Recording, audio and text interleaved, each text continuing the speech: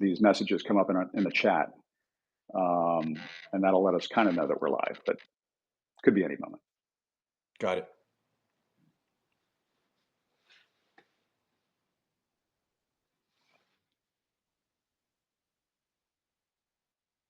All right, everybody, welcome to episode 5 of the Jim Acosta Show. Happy Friday, TGIF. As you can see at the bottom of the screen, I have former Texas Congressman Beto O'Rourke with me. I'm going to be talking to him in just a moment. We're going to get his take on everything that's happening in Washington right now. There's a lot to get into. I'm not sure, Beto, we have enough time to get into everything, but we're going to do our best in this next several minutes or so. But in the meantime, it might be Friday, but it's just another day that ends in Y here in Washington. The chaos continues as Trump escalates the Elon Musk-led Doge assault on the federal government. Trump called for the International Development Agency, USAID, to be closed. The New York Times reporting virtually all employees at the agency were already set to be put on indefinite administrative leave as of today. And meanwhile, more Doge drama. The Wall Street Journal reporting a key Doge staff member who gained access to the Treasury Department's federal payment system resigned yesterday on Thursday after the Journal says he was linked to a deleted social media account that made racist comments. According to the Wall Street Journal, back in September, the staffer had posted on X, quote, "You could not pay me to marry outside of my ethnicity." So already an embarrassing episode for Doge when it comes to who's on their staff. One update to the story we should note. Vice President J.D. Vance called for that employee to be reinstated, saying, in his words, "Stupid posts on social media should not ruin a person's life." I want to jump right into this and talk to Beto O'Rourke about this because, Beto, you served in Congress.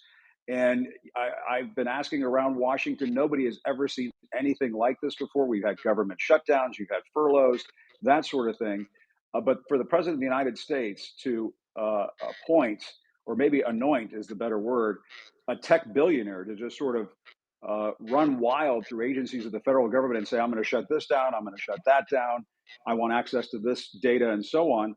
It's really just surreal and unbelievable. What are your thoughts? Yeah, I mean, I think that's probably the intent, Jim. I think Yeah. this kind of blizzard of bizarre behavior, this torrent or blitzkrieg of executive actions, one after the other. You're an extraordinary journalist. Probably you alone don't have the capacity to follow and run down every single one of these stories. And those of us who are working or taking care of kids or just busy with life, imagine what that's like for the average American. And so I think the intent is in flooding the zone is just to give people an opportunity or an excuse to kind of give in and give Mm. up and throw in the towel and say, you know what, I don't even understand what's going on. This is crazy. I hope these guys can figure it out. Or I'm invested in the drama and the conflict and the confrontation and the chaos, and this is entertainment. And let's remember that Trump is president in large part because he can command our attention so effectively. He understands Yeah. the entertainment industry perhaps better than any president since Ronald Reagan, perhaps superior to Reagan's command of that. And so he's trying to put on good TV and have us chasing every single one of these stories to extraordinary distraction, with the end result that we end up unable to effectively counter this assault on government of, by, and for the people, this undermining of our democracy, and this almost destruction of rule of law. Part of my understanding of the genius of America, even if we've never fully realized it, is that the Yeah. whole premise of this country's founding is that we're all created equal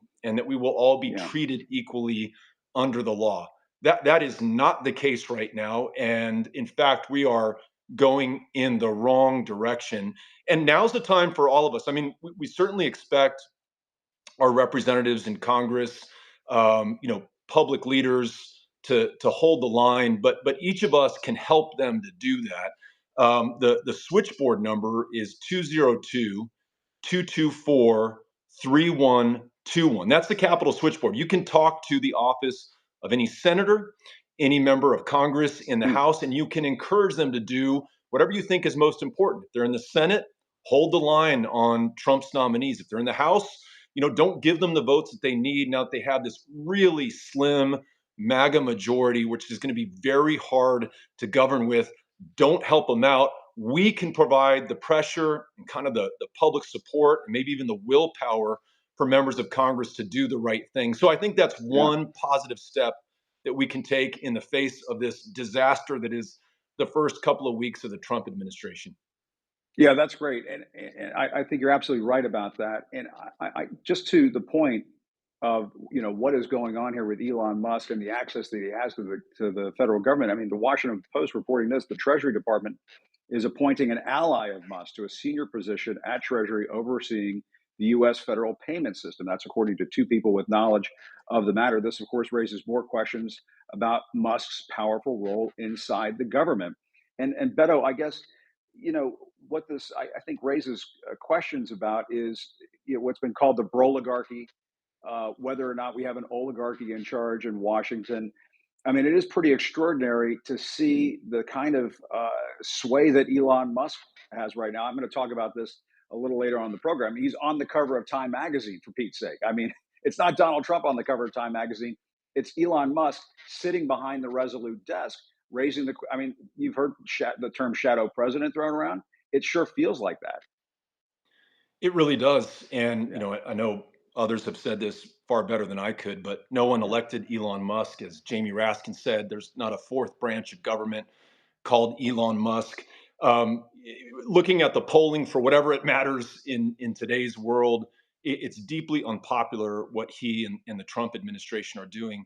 But Jim, look, I know I yeah, run the risk of bringing up the analogy of last resort. But when you look at Germany in 1933 mm, and kind of this consolidation of the oligarchy, the industrialists, the wealthiest German citizens at the time behind the National Socialists and the chancellorship of Adolf Hitler, they initially thought they were serving their own interests and whatever goals they held out for Germany or their private businesses or their corporations or their own personal wealth, only to find soon enough that the consolidation of that power was used by Adolf Hitler to absolutely dismantle and destroy that democracy and that republic, to consolidate all power in his hands, and to set not just Germany, but really the world on this horrific path that we are frankly still recovering from so many decades later. Now, I'm not saying that that's what is going to happen to America. I am not saying that Donald Trump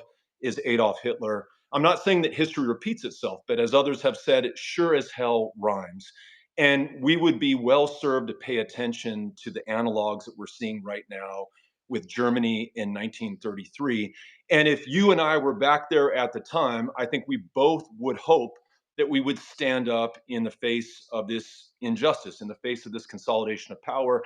And that's what we're asking of one another right now. To everyone who's following us on Substack, you as a yeah, citizen in the world's greatest democracy hold the power in a government of, by, and for the people.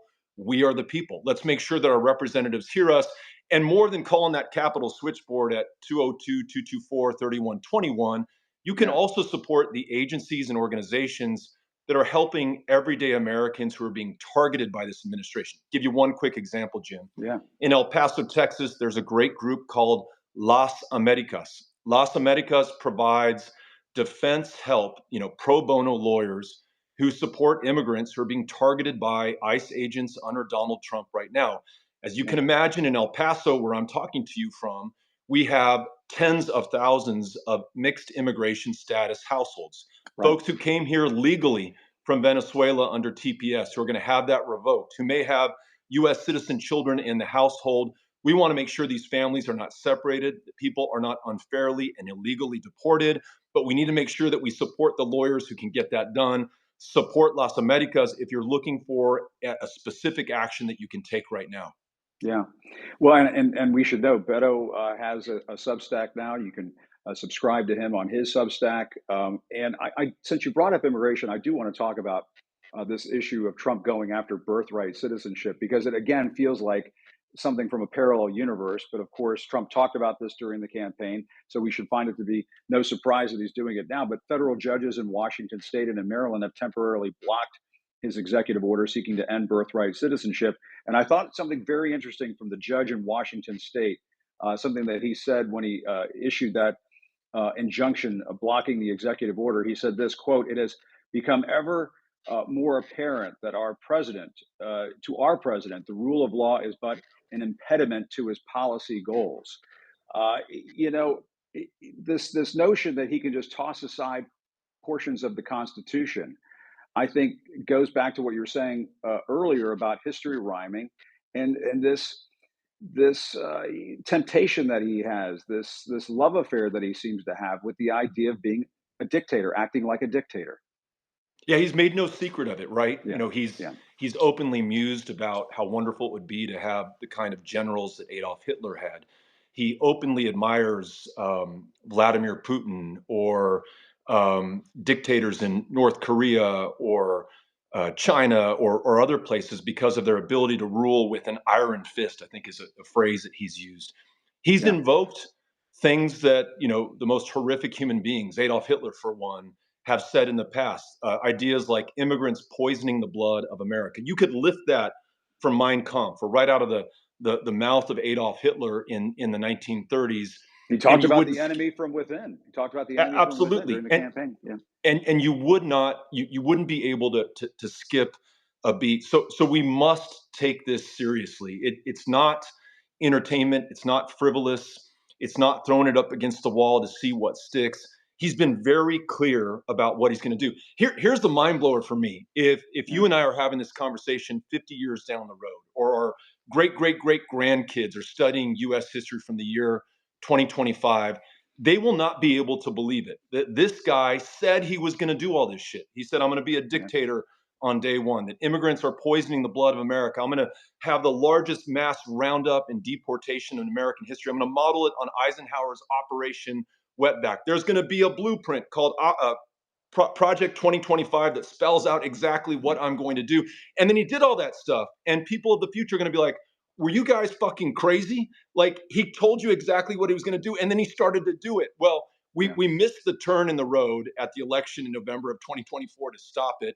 But it doesn't mean that time has completely run out for us. But the window is closing. And if there's yeah, anything that we can do to raise the urgency to meet the critical moment that we're in, we all have to do it. And hats off to the representatives and senators and public servants out there who are calling the alarm and doing everything they can within their power. They need us to have their backs. And in some cases, they need us to push them out there. I mean, some of them are a little bit slow to move. And that switchboard number 202 224 3121, call that. You think it doesn't work? I was in Congress for 6 years. When my office would get deluged by phone yeah, calls or emails or texts or faxes, and we had a fax machine back then, you better believe that we paid attention. Why are people so pissed off? What's the urgency? What's on their mind? It would force you to focus and ultimately to act. So let's remember, we still have power. This is not over yeah. yet. Yeah. I mean, people are pissed off, and quite frankly, they have a right to be. I mean, uh, and I've been sort of waiting for this moment for when people would kind of, stop going for a walk and disengaging and, sort of, binge watching TV shows just so they can avoid paying attention to all this stuff. You kind of need to get a little pissed. You need to get a little pissed, and, Absolutely. and you need to be a little more engaged. And I was talking to Mike Fanone and Harry Dunn yesterday, and I was making the point: Mike Fanone and Harry Dunn have done enough. You know what I mean? They're courageous. They're going to keep going. They're going to keep charging. But my goodness, we can't just let the Mike Fanones and the Harry Dunns of the world do all of the work for us, carry the weight for us.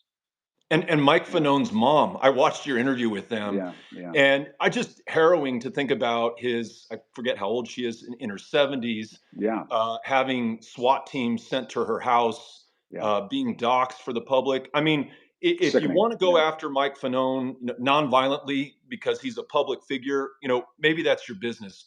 To go after a family member, especially his mom, is absolutely unconscionable. And for the president yeah, or the vice president or the attorney general or those in positions of power in the public trust to do something about it, to remain silent, is yeah, absolutely unforgivable. But to your point, Jim, we can't allow him and his mom to fight that on their own. We have to be Right. out there as well. And let's remember what we're made of and who we are as Americans, the That's civil right. rights and voting rights marchers who risked and in many cases lost their lives to create the world's greatest multiracial democracy, to ensure that we Yeah. are, in fact, treated equally under the law, that it is one person and one vote in this country.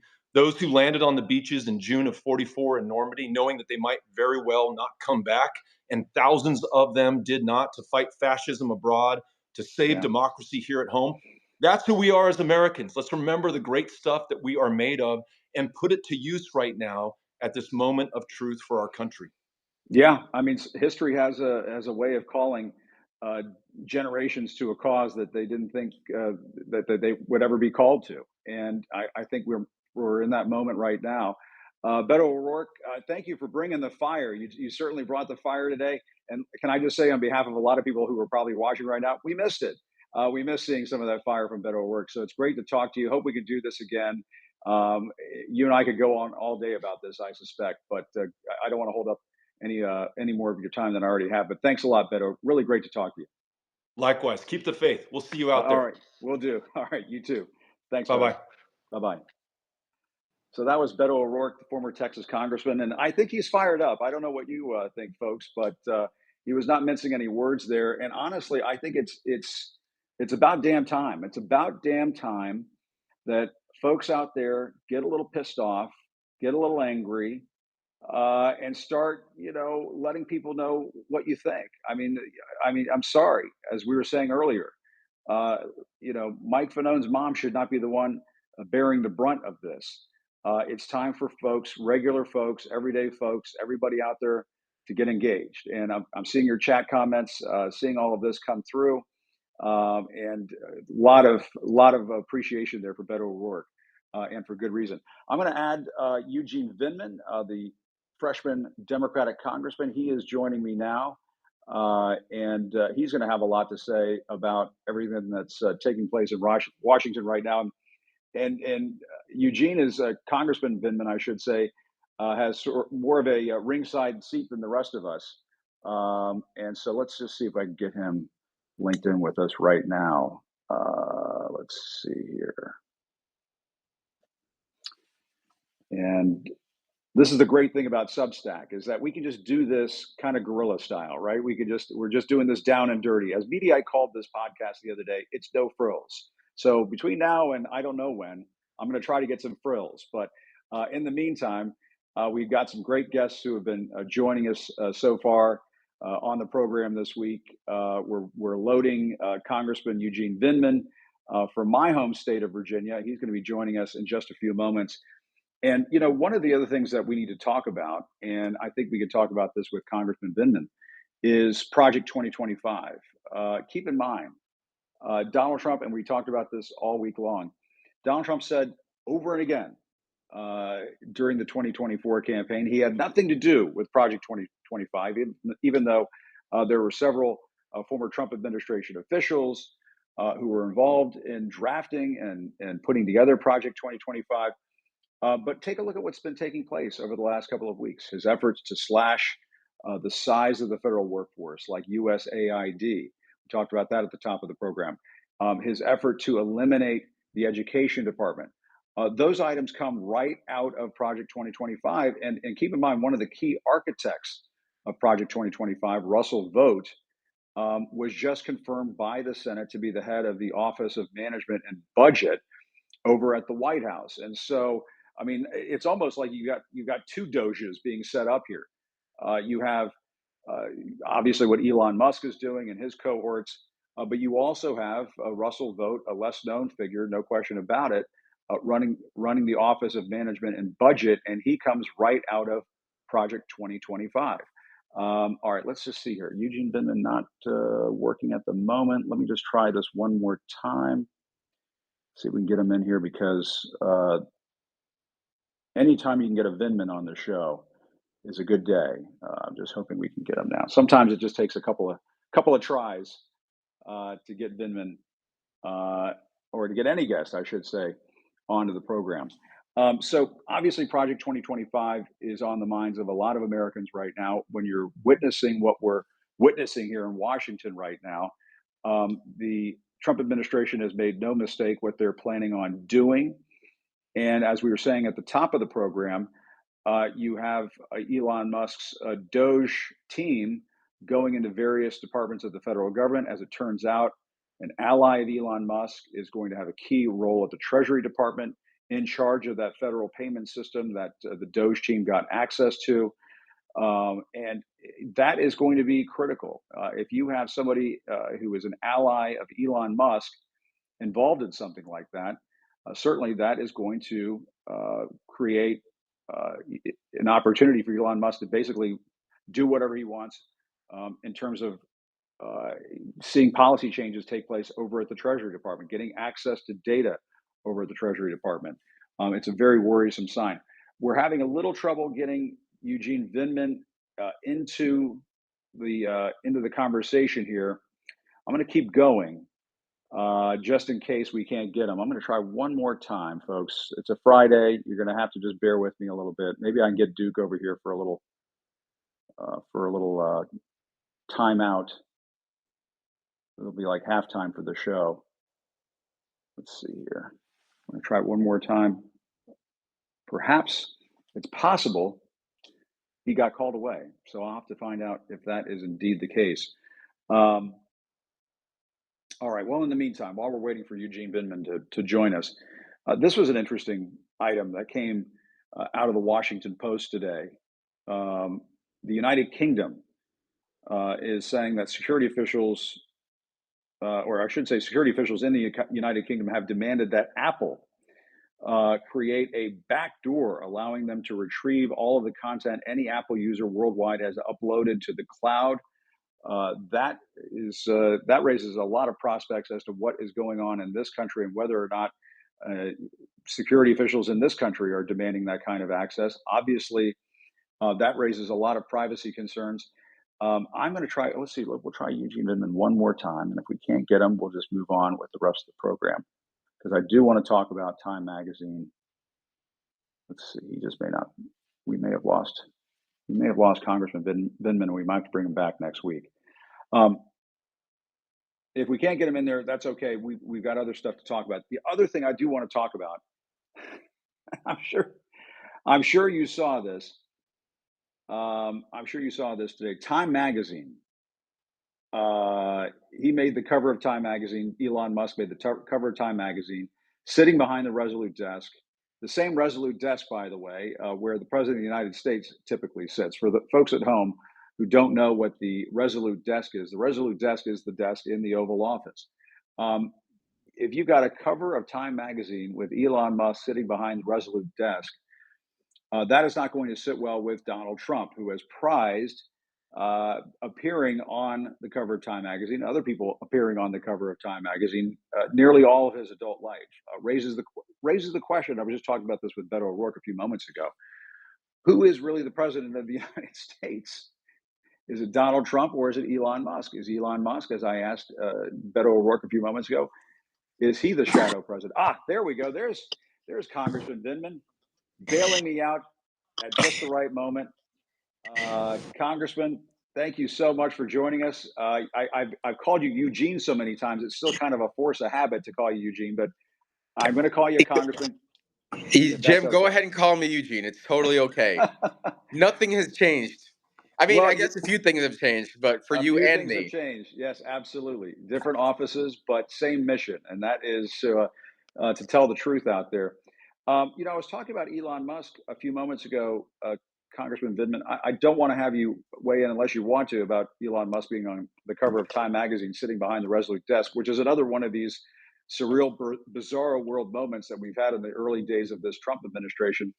But what are your thoughts settling into your office there in Washington, up on Capitol Hill, and these reports of Doge, Elon Musk and his allies and his aides? Some of these aides are as young as right out of college or something like that, sort of running rampant through federal agencies and departments, demanding access to data and so on. What's going on here? What do you think? Well, I think President Musk has become unhinged. No, obviously, look, he's exerting a ton of influence, really levels I think never seen before on the White House. It is hard to tell who's in charge sometimes, given the scope of his activities, and they're highly chaotic, disruptive, and frankly damaging to our national security. So, I mean, this agency or entity, Doge, I've taken to call it the Department of Government Inefficiency because of how much chaos it's causing. Yeah. Think about what they did at USAID. First, completely lawless, obviously, because Congress authorized USAID. The president signed it into law. A president, and so it has a mission. Only Congress and the president can actually disband it. He's Yeah. gone into this agency with these kids, access classified systems installed by reports, AI, off the shelf, aftermarket AI systems, and now is eliminating tens of thousands of jobs. In my district, 15% of the population is federal government employees. So this is going to Right. have enormous impact on my district. That is going to be economic impact, and frankly, national security impact. So I'm happy to talk about that, Jim. Yeah. Obviously, in the military, there's this paradigm where you have a number of different elements of power. Military, obviously, is one of them, but then you have diplomacy, you have economy and stuff like that. Yeah. This soft power that you get from something like USAID has real world consequences. If you're going to eliminate a $40 billion program, which is a tiny fraction of the federal budget, then you probably need to look at doubling the DoD budget of $980 billion in order to balance out the scales of that soft power. Yeah, because That's I mean, one of the things that USAID does is it sort of puts a positive face on the United States of America. They're going into countries all around the world, which could be, subject to unrest and so on. Militaristic, authoritarian governments might emerge, but if you have the United States there doing aid and providing humanitarian support, that's sort of a billboard ad for democracy, a billboard ad for the United States of America, isn't it? Yeah, and then Yeah. even more locally, think about I have a ton of agriculture in my district. I sit on two committees, Armed Services and Agriculture, Yeah. and so the American farmers, American producers, a lot of their production is actually bought by USAID Hmm. and then sent overseas in diplomacy. So it's a win-win. And our local farmers, our local producers now are going to be in a position where their contracts, things that had already been, those obligations are not going to get paid. And so they're going to be, our farmers are going to be left holding the bag. We're not building goodwill. We basically bought, thousands of lawsuits because the way these employees have been treated. That Yeah. is the Department of Government inefficiency at work right there. Yeah. And Congressman, I mean, one of the questions that I have, and I'm glad that we have you on because I did want to talk about Russia and Ukraine. Apparently, there's a meeting in the works between Trump and Putin, so I want to ask you about that. But one of the parallels that I'm seeing right now is, I mean, Elon Musk kind of reminds me of one of these Russian oligarchs who was buddies with Vladimir Putin, and they wield tremendous influence in Russia, and we certainly don't want to import we're talking about imports these days with the tariffs. So we don't want to import a Russian style oligarchy into the United States.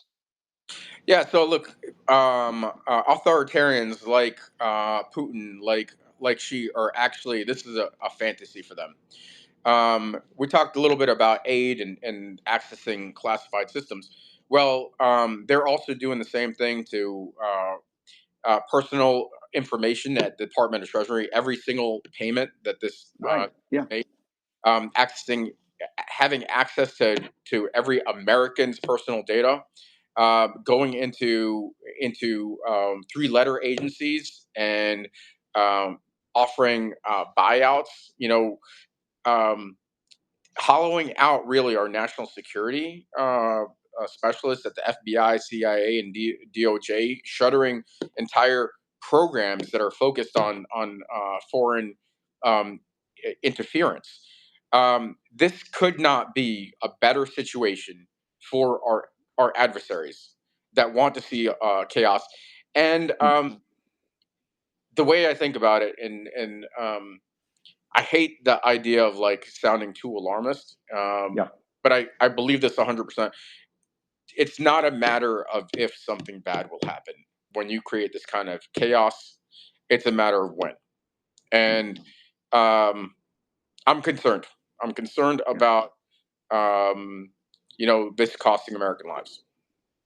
Well, it worried me greatly earlier this week, Congressman, when we were talking about the Department of Justice going after FBI agents and threatening to reveal their identities because they worked on January 6 cases or they worked on cases involving alleged criminal misconduct by Donald Trump.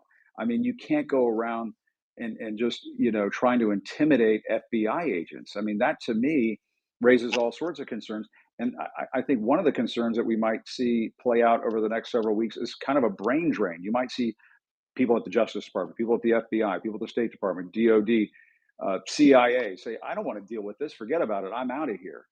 And then it goes to your point. You lose the kind of talented professionals who are needed to stop a terrorist attack, to prevent something awful like that happening to this country. Yeah, I mean, think about it. It's been we have threats to our national security every single day. But the last time there was a serious attack in this country has been some time ago. Yeah. Now you're eliminating thousands at one time of professionals that have been working to keep this country safe for decades. It is about the stupidest thing that you could do. It really is. Yeah. And what do you make of the prospect of a Trump Putin meeting? It's been Reuters reported on something about this today that this is apparently in the works. Look, it doesn't surprise me they're going to meet. I have no doubt Donald Trump is going to try to make some sort of bargain. I think he's in for a rude awakening. If I have to eat my hat in like a few short weeks, I'd be thrilled if we can get the stop to the fighting and bloodshed that is mutually acceptable to both parts. But I think what he's going to encounter, based on what I've seen and my experience, is he's going to get some platitudes. He's going to, and ultimately, he's not going to get um, any real peace. It's going to take 3 to 6 months before this administration figures out that Putin is happy to string the U.S. government along, and that if he wants peace, it's got to be pressure not just on the Ukrainians, which is what we've seen, and even additional pressure when you cut out USAID programs that are there to rebuild the infrastructure, the critical electric infrastructure that the Russians are constantly attacking, or programs like I used to work on to investigate war crimes. It's going to require pressure on the Yeah. Russians. And, if the president can come up with some sort of great deal, I'd be the first one to congratulate him because of the stakes involved and how important the humanitarian issues are, but also the U.S. national security interests are. But I certainly don't want to see a complete folding and weakness on behalf of the United States. Yeah, well, I mean, and that's a concern because I was at the Helsinki summit with Donald Trump and Vladimir Putin when he took the word of the Russian dictator over his own intelligence community. And I mean, you can just go back and Google that one for anybody who's tuning into this podcast at home. I mean, he did this at the Helsinki summit. He basically bowed down to Putin, and the concern is he going to do it again? He's sort of done that. If you think about it, preparing the groundwork. I mentioned the DOJ program that was Yeah, investigating and enforcing the sanctions on Russian oligarchs. That office is now closed. The office that investigates um, um, foreign agents, FARA, this is now been restricted, and so that's a gift, along with a number of other things to Vladimir Putin. Again, if his goal is to bring peace and stop the bloodshed, Obviously, we're way past 24 hours now. Yeah, right. But Yeah, he promised to do it right away. That didn't sure, happen. Yeah. yeah. There, I think he's going to need to do that by having pressure on the Russians as well as the Ukrainians. The Ukrainians are ready to make a deal Yeah. that would, protect U.S. and Western interests and prevent the expansion of Russia to NATO's borders. We'll see if the Russians are and where the president takes this. Yeah. Well, Congressman, you got your work cut out for you. It's going to be busy. There's going to be no rest for the weary. It may be Friday, or as I said at the top of this program, it's another day that ends in Y. Congressman Eugene Vinman of Virginia, my home state of Virginia. Great to talk to you, sir. Thanks so much for your time. Thank you so much, Jim. All right, let's do it again soon. Appreciate it. Say hi to your brother. Thanks. All right. So glad we were able to get Eugene Vindman, Congressman Eugene Vindman, on the program. As I said, anytime you get a Vindman on the program is a good time, and I would like to get both of them. We're going to try to work on getting Alex Vindman and Eugene Vindman on at the same time because just talking to them both together is a real treat. You always get some very interesting comments from both of them as they've been involved in so many important issues over the last several years. All right. In the meantime, I did start to talk about this a little bit. I do want to end on this. This New York, this Time magazine cover, Donald Trump. Sorry, Mr. President, you were not on the cover of Time magazine, despite being the 47th president of the United States. Elon Musk is on the cover of Time magazine. He's sitting behind the Resolute desk. He was looking like the president of the United States. And I was just talking about this New York Magazine reporting on Trump's fixation on the Time magazine cover, saying this, quote, Trump has previously lied about how often he's been on Time's cover and even put himself on fake covers displayed in his golf clubs. But this isn't some obscure fixation from Trump's youth, New York Magazine says. He lashed out at Taylor Swift when she was named Time's Person of the Year in 2023. He complained about Kamala Harris's August 2024 Time cover, claiming bizarrely that she looked like his wife, Melania. This is all from New York Magazine. And The Independent saying this, noting that Trump gushed over being on the cover of Time Magazine back in December, saying, quote, Time Magazine, getting this honor for the second time, I think I like it better this time, actually. Apparently, the president was asked about this in the Oval Office earlier today, a reporter asking, do you have a reaction to the new Time magazine cover that has Elon Musk sitting behind your Resolute desk? Trump said, no. Is Time magazine still in business? I didn't even know that. Elon is doing a great job. So Donald Trump fixated for decades about being on the cover of Time magazine. But when Elon Musk is on the cover of Time magazine, Donald Trump saying to reporters today, is Time magazine still in business? Yes. Yes, Mr. President, Time magazine is still in business. I'm still in business, by the way, right here on the Jim Acosta Show on the Substack. We're about at the end of the program. I'm going to try to do this. I don't know if it's going to work. Duke, are you over there, buddy? Dukey, come over here. You want a treat? Come over here. Want a treat? Want a treat? I'm trying to bribe him. This is what it's come down to, folks. It's come down. I also have one of his little toys here.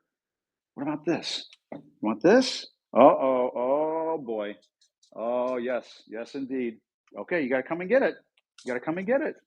What do you think? What do you think, Duke? What do you think? Want this? Want this? Want to say hi to everybody? Want to say hi? All right. Let's just show Duke real quick. Can we do this live on the Substack? Right here, Duke. Look at this. Look at this. There you go. Hop up here. Get the treat. Get the toy. You going to get the toy? You going to get the toy? There we go. There's Duke, everybody. There's Duke. I've got a treat on the table. Live television, folks. Live podcasting. It doesn't always go as planned. What do they say? Like pets and kids and pets doesn't always go. Here you go. There's a good treat for you there, buddy. There you go. All right. Good job, everybody. All right. Well, first week of the Jim Acosta Show podcast. That's a wrap on week 1, episode 5. And really appreciate once again Beto O'Rourke, former congressman from Texas, being on in the program, and also Congressman Eugene Vinman, a Democrat of Virginia. He is a freshman congressman up there, on Capitol Hill in the House of Representatives. Appreciate his time as well. And I just want to say once again, thanks to all of you for tuning in all week long. The numbers have been terrific, by the way. We're getting well over 100,000 views for each of these podcasts. And just a reminder, shameless plug to end the week on. You can find the Jim Acosta Show on Apple Podcasts now. I think I made that happen earlier today. So if you're in the car, on the go, making dinner, breaking out a bottle of wine, whatever you're doing, which I'm about to do in just a moment, you can listen to it there as well. But of course, keep watching on Substack.